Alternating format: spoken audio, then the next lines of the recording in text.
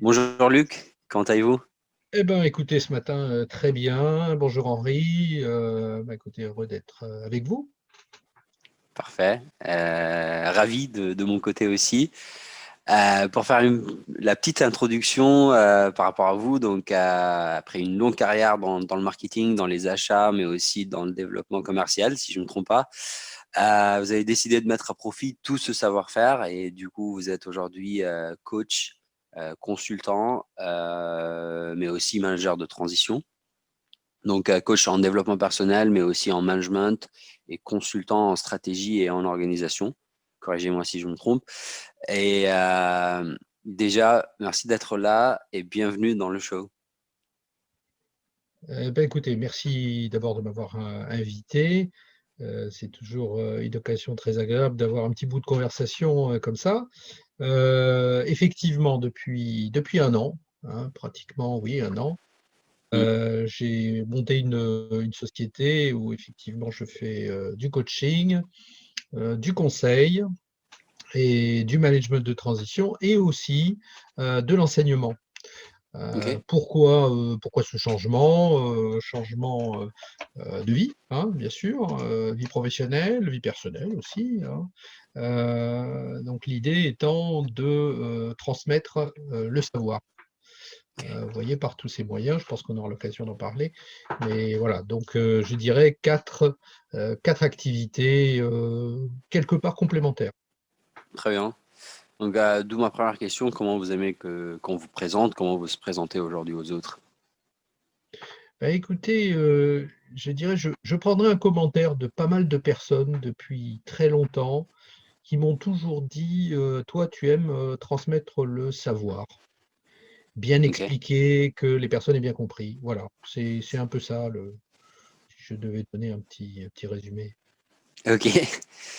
Et du coup, quelques petits mots par rapport à votre background, comment vous êtes arrivé ici pour les gens qui ne vous connaissent pas. Oh bah, mon background, c'est un ingénieur, hein, une formation d'ingénieur, 35 ans de carrière dans l'industrie, dans les achats, dans les ventes, dans le sociétal, je dirais globalement dans le business, et aujourd'hui une aventure en indépendant. Voilà. Et donc c'est OK, toujours intéressant d'échanger, d'en parler, d'en faire profiter les autres aussi. bien sûr. Et du coup, d'ailleurs, comment vous êtes intéressé par le coaching, par le développement personnel, par ces activités-là?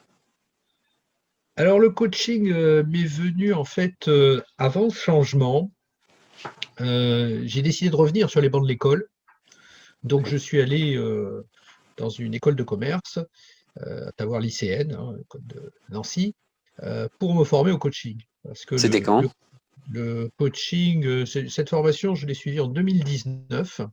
OK. J'étais officiellement diplômé au tout début de l'année, coup de chance, hein, juste avant le confinement. On aurait été On a des situations compliquées. Et donc, je suis certifié. Il faut savoir que le coaching n'est pas une profession réglementée. Donc, on peut très bien être coach sans être certifié, mais là, ce n'est pas le C'est cas. vrai. C'est une certification. Et ça m'a permis de mettre en œuvre un certain nombre de choses que j'avais prévues, et notamment, justement, aider, accompagner un certain nombre de personnes, les accompagner dans le cadre de transition personnelle, de développement personnel, ça je pense qu'on y reviendra, et puis aussi et surtout, et ça c'est très important aujourd'hui, hier et demain, avoir une approche positive, hein. Avoir une OK. approche positive et se mettre, ça c'est un des éléments de coaching que j'apprécie beaucoup, c'est comment se mettre en mouvement par rapport à une situation délicate, on va dire. OK. Et c'est quoi vos astuces par rapport à ça, du coup? Surtout Ah dans le ben, contexte actuel, peut-être. alors justement, dans le contexte actuel, finalement, distanciation sociale, dans distanciation sociale, il y a distance.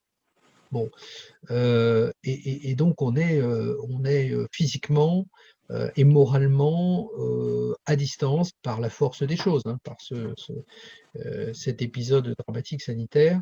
Euh, et de fait, c'est très important de prendre en compte cette situation et d'aider un certain nombre de personnes qui peuvent avoir des difficultés. La distanciation sociale, c'est pas nouveau, hein. Hmm.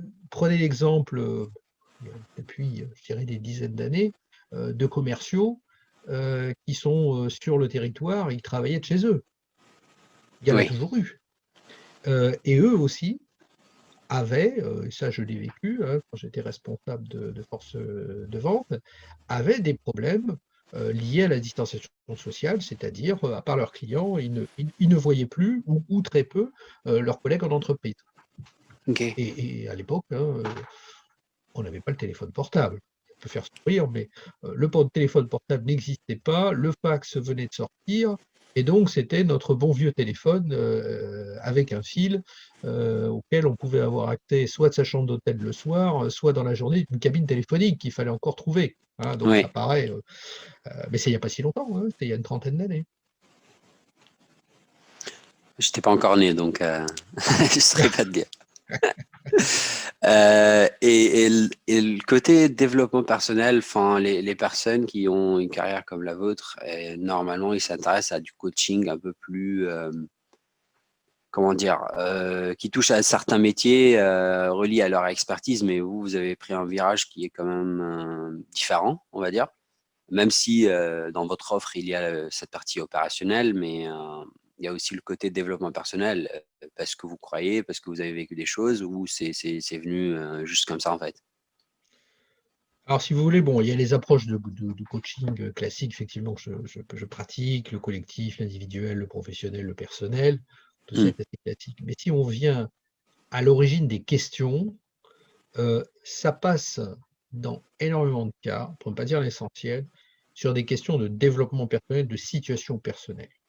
Parce que jusqu'à preuve du contraire, c'est un lieu commun de dire ça, mais il est bon de le rappeler que des sociétés, c'est avant tout des sociétés avec un petit s ou avec un grand S, c'est des personnes.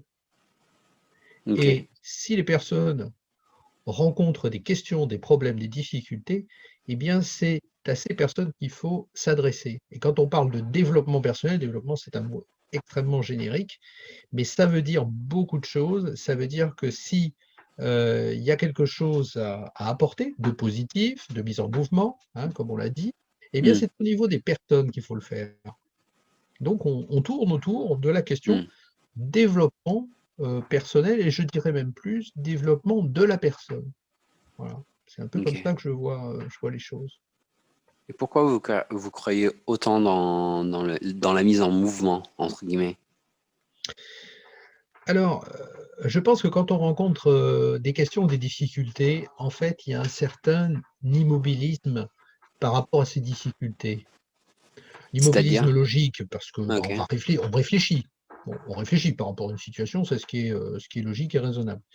Euh, mais quand ces difficultés nous paraissent difficiles à surmonter, on fait preuve d'un certain immobilisme. Et donc le coaching peut aider à, si j'emploie une image, à se lever et à commencer malgré tout à marcher. Je ne Ok. sais pas, je ferai une analogie avec, vous savez, quelque chose qui a beaucoup évolué en médecine. Moi, je ne suis absolument pas qualifié, mais en tout cas, en tant qu'observateur, aujourd'hui, quand vous avez des problèmes de tous ordres, on vous invite, après, par exemple, une intervention, à vous lever assez rapidement, à la mesure où c'est possible, bien sûr, mais à vous lever, à vous mettre en mouvement. C'est vrai.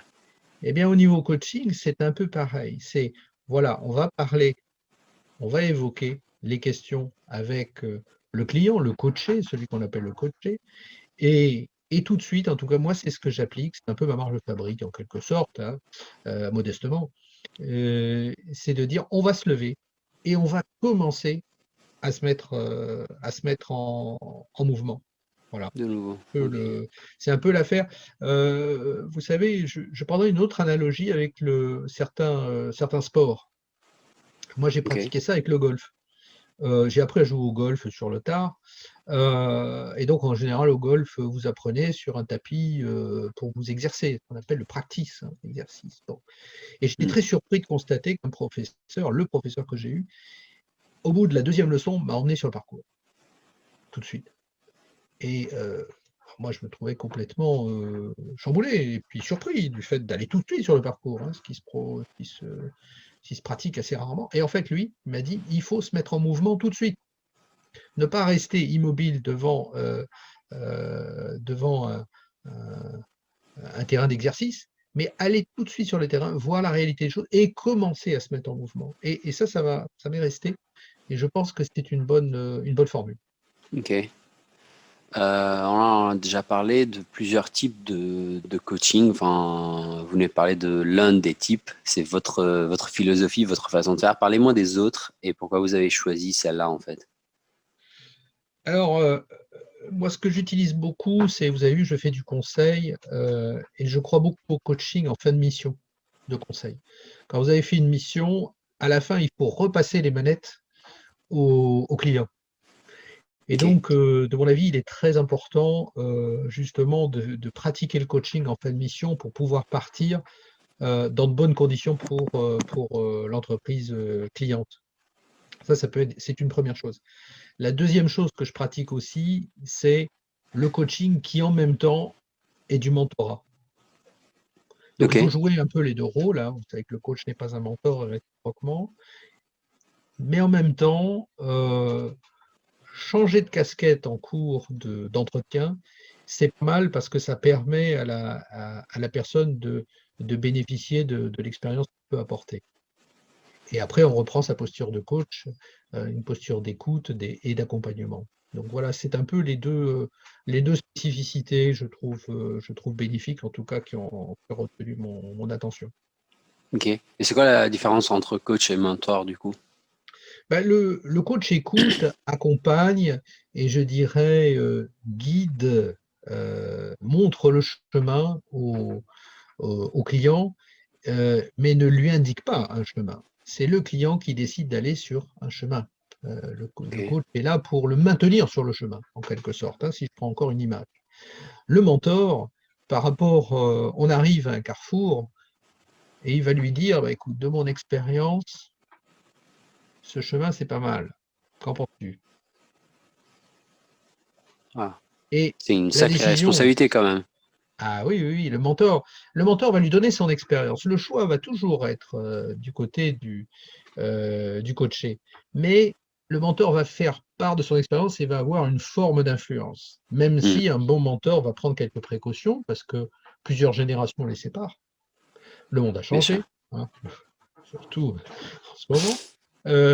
Néanmoins, il donne une information supplémentaire qui est une information personnelle, ce que ne fait jamais le coach.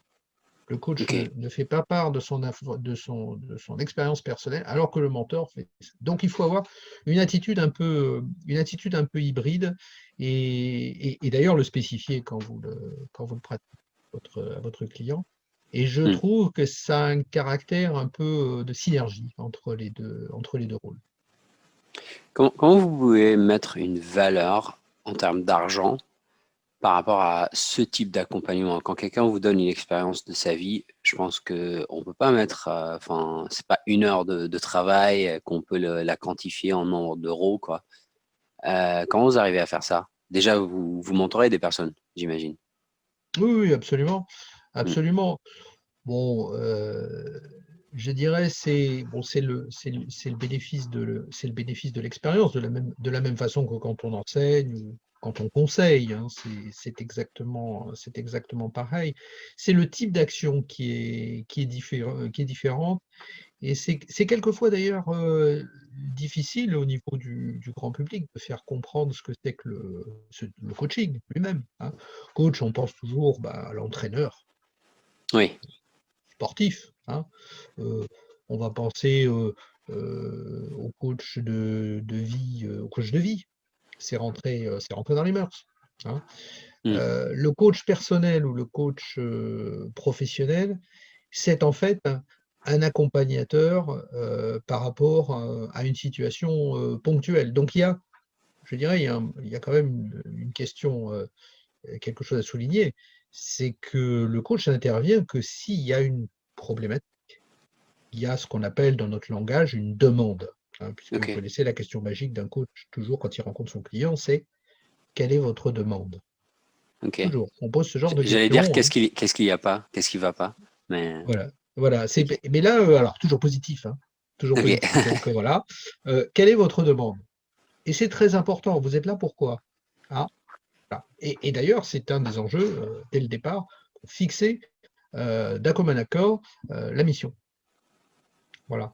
Donc ça, voilà, c'est une mission qui est acceptée de part et d'autre.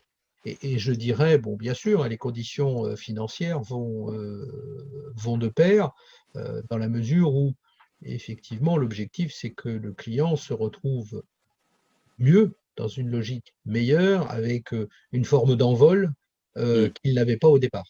Voilà. Ok. On a parlé de la situation sanitaire actuelle très rapidement au tout début. Parlez-moi de ce sujet. Qu'est-ce qui se passe en France, dans le monde et votre vision par rapport à ça? Alors, ma vision très modeste, hein, parce que je pense qu'il y a des avis beaucoup plus éclairés que les miens. Euh, Moi, je dirais tout simplement, bon, déjà, c'est un drame, hein. Bon, ça, je dirais, tout le monde en convient. C'est un drame universel qui concerne tout le monde. C'est une situation qui concerne tout le monde, je dirais, à égalité, hein.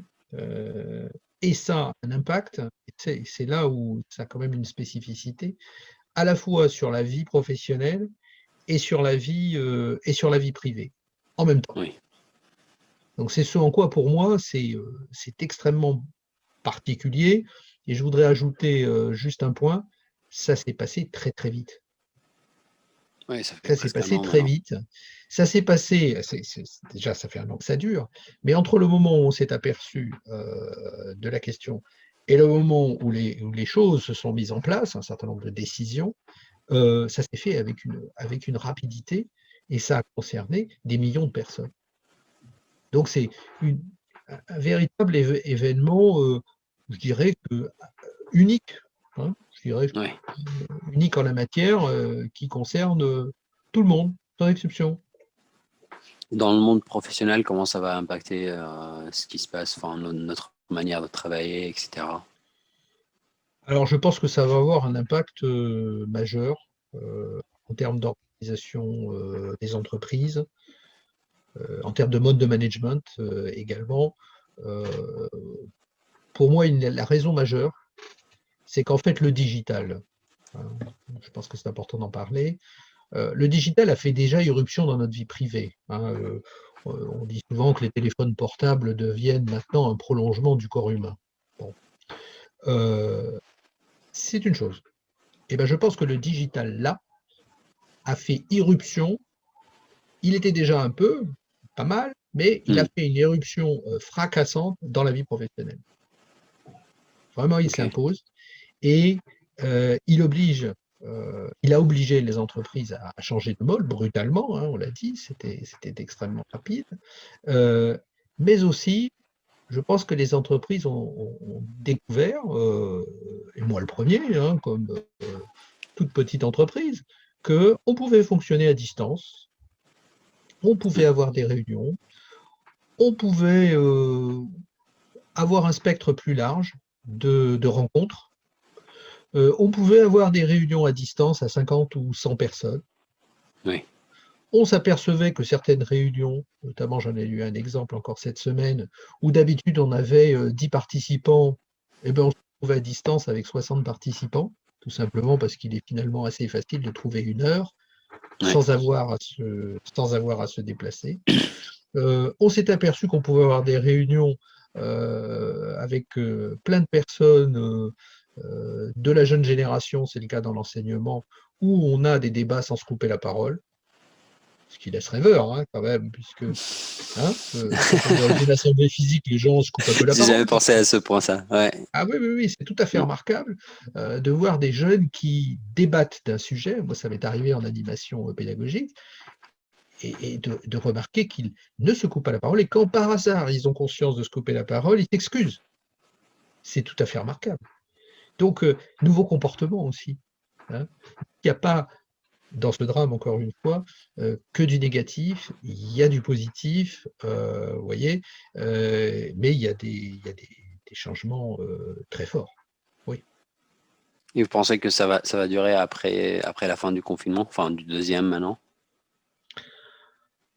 Ah, moi, je pense qu'il il y a des choses qui se sont passées, notamment le fait de pouvoir finalement continuer une activité professionnelle dans un cadre à distance bon, complet. Hein, donc, je dirais qu'il y aura un retour en arrière par rapport à ça, mais aussi, peut-être, prenons un exemple simple.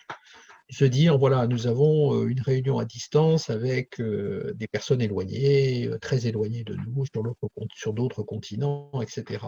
Ok, on a ce type de réunion 4 fois par an. Parfait, en physique, on avait. Là, on s'est aperçu qu'à distance, ça marchait très bien. Bien sûr, les réunions physiques seront maintenues en présentiel, comme on dit. Mais peut-être qu'au lieu de faire ça 4 fois par an, ben, on en fera 2 en distanciel et 2 en présentiel, en hybride d'ailleurs. Hein, on commence à employer le terme hybride, je ne sais pas si vous avez remarqué, mais Ouais. on commence à dire, voilà, on est en hybride, ben, et on s'aperçoit que ça fonctionne, ma foi, pas si mal. Aller jusqu'au distanciel complètement, non, il ne faut pas exagérer, pas tomber dans l'excès inverse. Mais un certain nombre, c'est ça qui va changer. Je pense que le mode hybride pour travailler au bureau, travailler de chez soi, le mode hybride des réunions, le mode hybride des échanges, oui, ça je pense que c'est acquis. Mmh.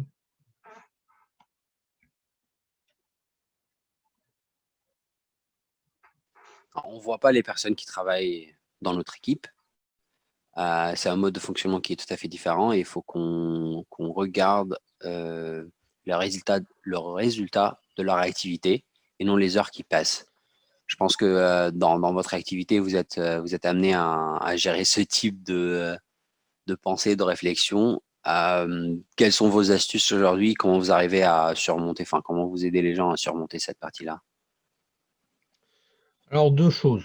Je dirais première chose, il faut que vraiment le management par les objectifs, effectivement, comme on peut l'imaginer, l'important c'est le résultat.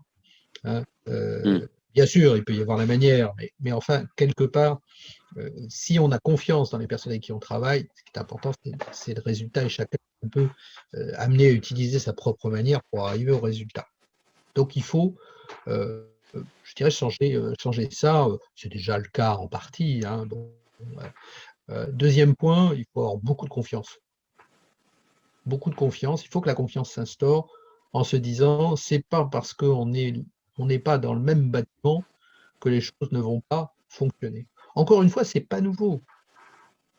C'est pas nouveau, Oui, simplement ça concerne plus de personnes. Hein. Je reprends l'exemple du chef des ventes. Il ne peut pas être dans tous les départements, hein, supposer qu'il ait une responsabilité d'une vingtaine de départements, il ne peut pas être dans tous les départements à la fois au même moment, c'est pas possible. Donc, oui.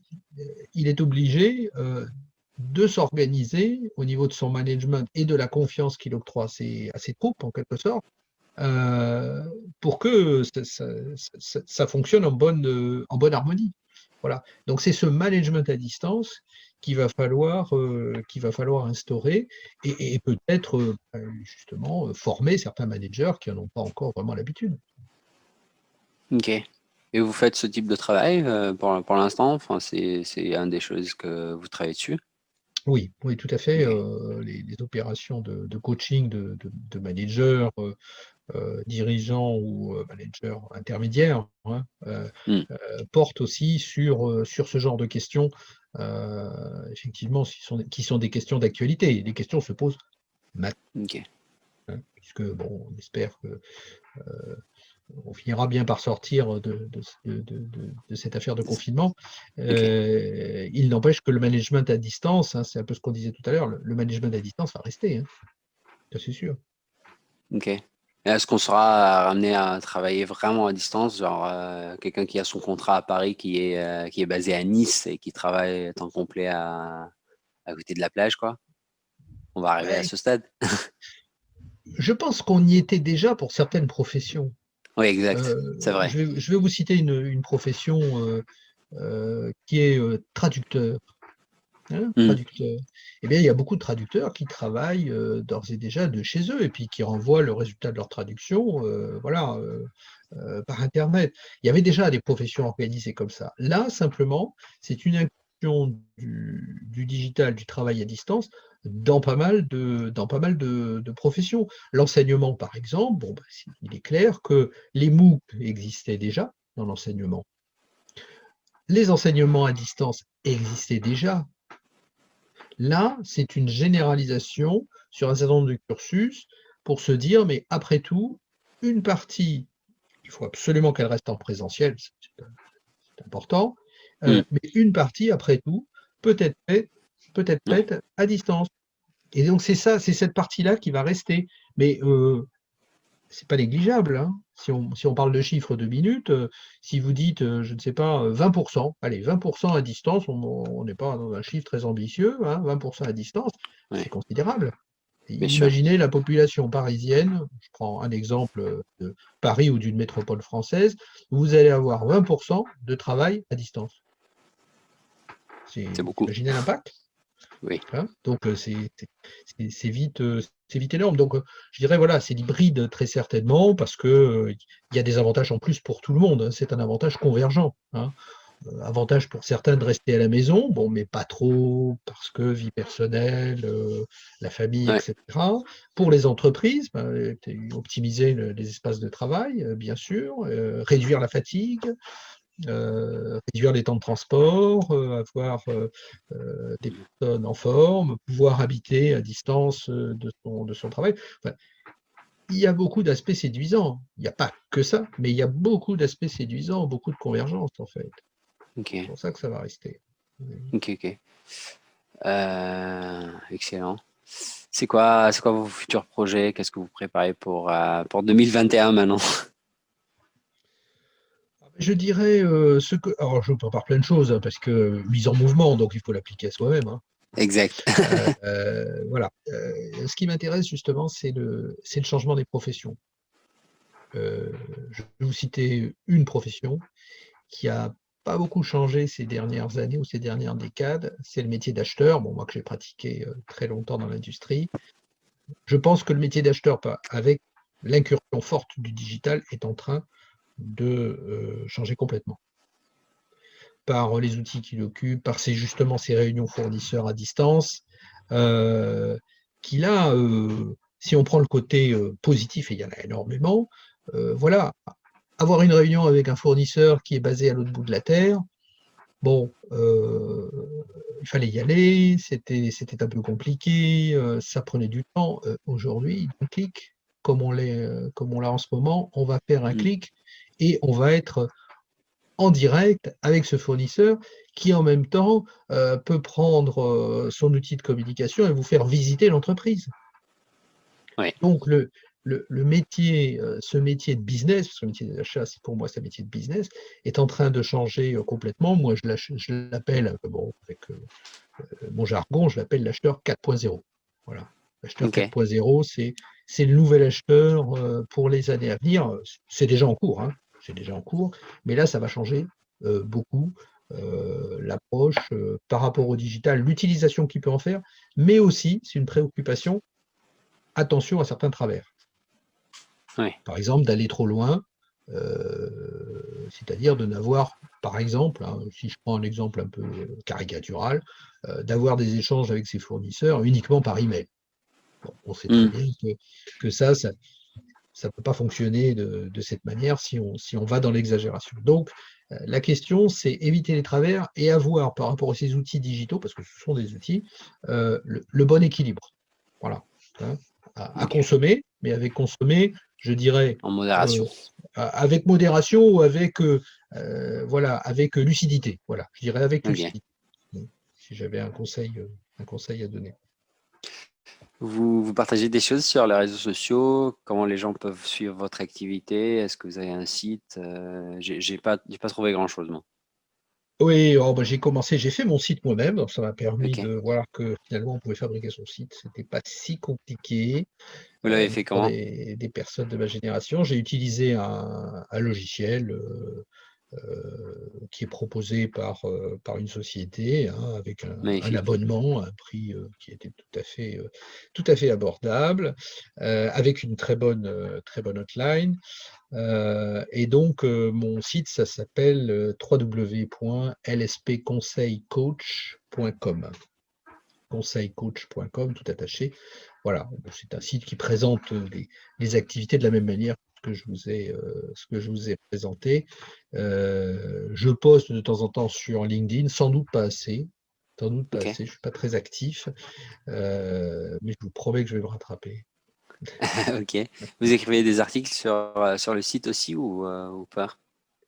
Pas encore, pas Pas encore. Pour le encore. moment, j'ai mis du contenu, ce qu'on appelle du contenu, Mhm. c'est-à-dire j'ai présenté les activités, mais effectivement, il faudrait que je fasse dans la même chose que je pourrais être amené à le faire sur des sites comme LinkedIn, des Mm. annonces, des analyses, parce que je- effectivement, par rapport à tout ce qu'on s'est dit d'ailleurs, il y a des éléments que je pourrais partager En sur le effet, ouais. digital et les nouveaux métiers, enfin l'impact du digital sur les métiers, quoi. Ok, top. Du coup, pour respecter le temps, je vous laisse le mot de la fin. Alors, j'ai un peu réfléchi à finalement un petit mot pour résumer tout ça, parce que c'est toujours une question. Euh, il y a un film qui est sorti en 2001 qui s'appelle Vanilla Sky, euh, il y a une citation qui est intéressante à mon avis. Je vous la livre. Chaque minute qui passe est une occasion de changer le cours de ta vie. Voilà.